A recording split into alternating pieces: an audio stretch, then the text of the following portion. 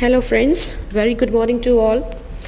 So today we are going to learn a very important grammar topic जिसका नाम है The Simple Present Tense. ये एक बहुत ही बेसिक टॉपिक है ग्रामर में जो सीखना सबके लिए बहुत ज़रूरी है. सबसे पहले टेंस में ये जो सबसे पहला टेंस है हमारा सिंपल प्रेजेंट टेंस, तो सबसे पहले हम इसमें देखेंगे कि इसके यूजेस क्या है. अगर सिंपल प्रेजेंट टेंस है तो इसका यूज़ हम कहाँ कर सकते हैं. So let's start. सबसे पहले इसके यूजेस देखेंगे. तो यहाँ पर लिखा है हमने this tense is used in the following ways. तो इसके नीचे हमने इसके सारे यूजेस लिखे हैं विथ एग्जाम्पल्स. तो आपके लिए ये बहुत ईजी हो जाएगा समझना कि थ्रू दिस एग्जाम्पल आपके लिए बहुत ईजी हो जाएगा समझना कि सिंपल प्रेजेंट टेंस को हम कहाँ पर कैसे यूज़ कर सकते हैं. सबसे पहला इसका यूज़ है to express habitual actions, habit और कस्टम्स. हमारे ऐसे डेली रूटीन के एक्शंस जो हम पहले भी करते थे, आज भी करते हैं और हर रोज़ करते हैं. ऐसे एक्शंस जो हमारी हैबिट बन चुके हैं. कुछ कस्टम्स भी हैं, इसमें कुछ रिवाज हैं जो सदियों से चले आ रहे हैं. तो इन सारी चीज़ों को एक्सप्रेस करने के लिए हम सिंपल प्रेजेंट टेंस का यूज़ करते हैं. तो here are some examples of habitual actions. तो सबसे पहला एग्जाम्पल है इसमें I watch television on Sundays. Second example है she gets up every morning at 6 o'clock. यानी कि वो हर रोज़ सुबह 6 बजे उठती है. तो मतलब वो पहले भी 6 बजे उठती थी, आज भी उठ रही है और आने वाले दिनों में भी वो 6 बजे ही उठने वाली है. तो ये चीज़ जो है वो उसकी हैबिट बन चुका है. तो हैबिचुअल एक्शंस हुआ. तो इस एक्शंस को प्रेजेंट करने के लिए सिंपल प्रेजेंट टेंस का यूज़ होता है. Okay. So third example is he walks in the evening. यानी कि वो हर रोज़ शाम को ही वॉकिंग करते हैं. Number 4 my shop opens eight 9 o'clock. यानी कि हर रोज़ उसकी दुकान जो है वो 9 o'clock खुलती है. Example number 5 I do exercise every morning. यानी कि वो एवरी मॉर्निंग सुबह ही एक्सरसाइज करती है. अब इसका दूसरा यूज़ है to talk about a general और यूनिवर्सल ट्रूथ. ऐसे कुछ ट्रूथ जो जनरल भी है, यूनिवर्सल भी है. यहाँ पर हम ये भी बता सकते हैं इस ट्रुथ में साइंटिफिकल ट्रुथ, जियोग्राफिकल ट्रुथ भी आ सकते हैं. तो इसके एग्जाम्पल देखेंगे तो आपको और भी क्लियर होगा कि यूनिवर्सल ट्रुथ या जनरल ट्रुथ या साइंटिफिकल ट्रुथ किस तरह के एग्जाम्पल्स हैं, क्या होते हैं. नंबर 1 एग्जाम्पल है अर्थ रिवॉल्व्स अराउंड द सन. अर्थ यानी कि पृथ्वी जो है इट रिवॉल्व्स अराउंड द सन. तो ये एक ऐसी चीज़ है, इट इज़ यूनिवर्सल ट्रुथ, ये कभी बदलने वाली नहीं है. Second is the sun rises in the east. तो यानी कि जो सन है वो एवरीडे कहाँ से हमें दिखता है, सबसे पहले वो ईस्ट यानी कि पूर्व दिशा में से निकलता है.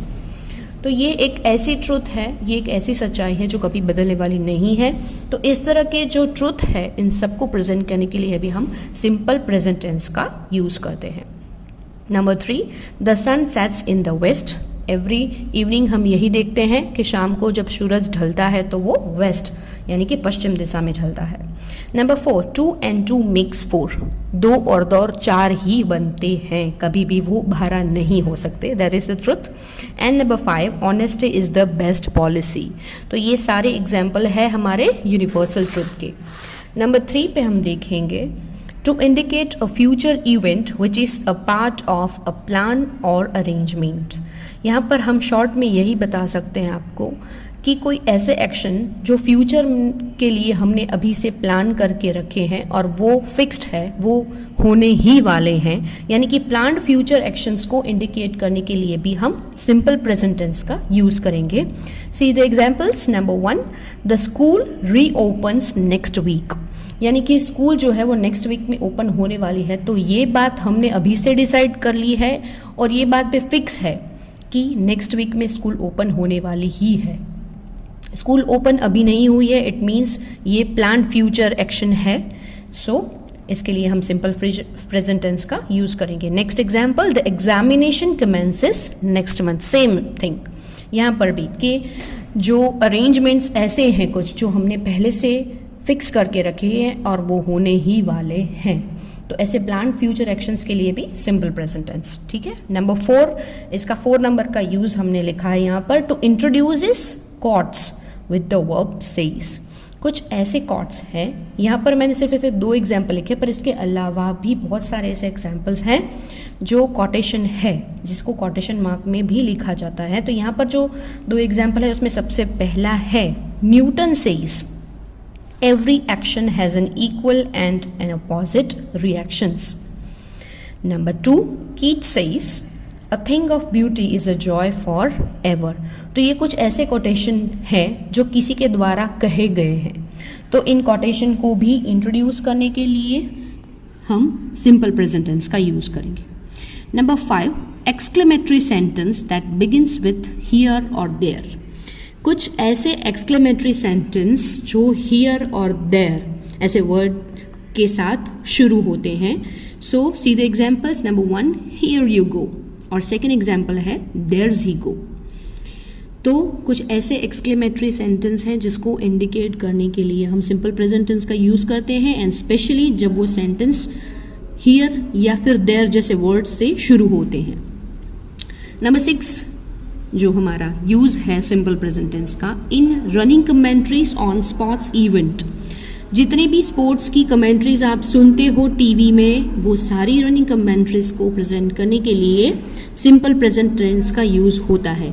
आपको अगर ये एग्जाम्पल देखना है तो क्रिकेट मैच कभी देखना, उसमें जो भी कमेंट्रीज आप सुनते हो वो सारे सेंटेंस जो है वो सिंपल फ्यूचर टेंस में लिखे गए हैं, बनाए गए हैं। सो देखते हैं इसका पहला example, Mohit passes the ball to Rohit. अब मोहित ने जो बॉल है वो रोहित को पास किया। ठीक है, तो ये भी रनिंग कमेंट्रीज का पार्ट है। और सेकंड है Rohit hits the ball straight into the goal, तो ये भी रनिंग कमेंट्री का ही एक पार्ट है।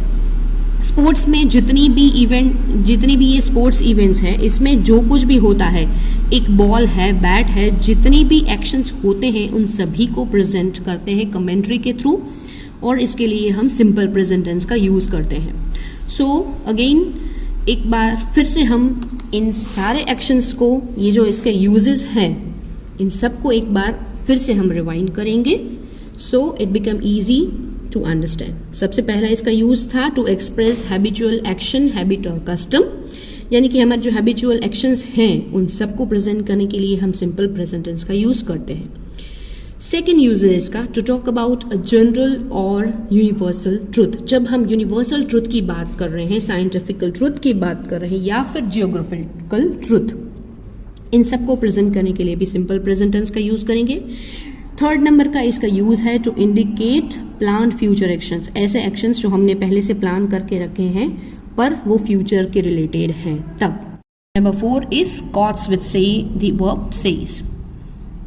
तो ऐसे कोटेशन वाले जो सेंटेंस हैं जिसमें कॉट्स कहे गए हैं, उन सबको प्रेजेंट करने के लिए भी हम सिंपल प्रेजेंट टेंस का यूज करेंगे। Number 5 is exclamatory sentences, specially जब वो शुरुआत ऐसे सेंटेंस की शुरुआत होती है हियर एंड देयर से। एंड एट लास्ट नंबर 6, जब किसी स्पोर्ट्स इवेंट की जो रनिंग कमेंट्रीज है उन सभी को प्रेजेंट करने के लिए भी हम सिंपल प्रेजेंट टेंस का यूज करते हैं।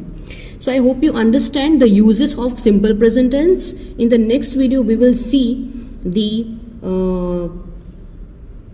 sentence pattern of simple present tense. Simple present tense में sentence कैसे बनते हैं that we will see in the next video. So I hope you understand it very well. Thank you.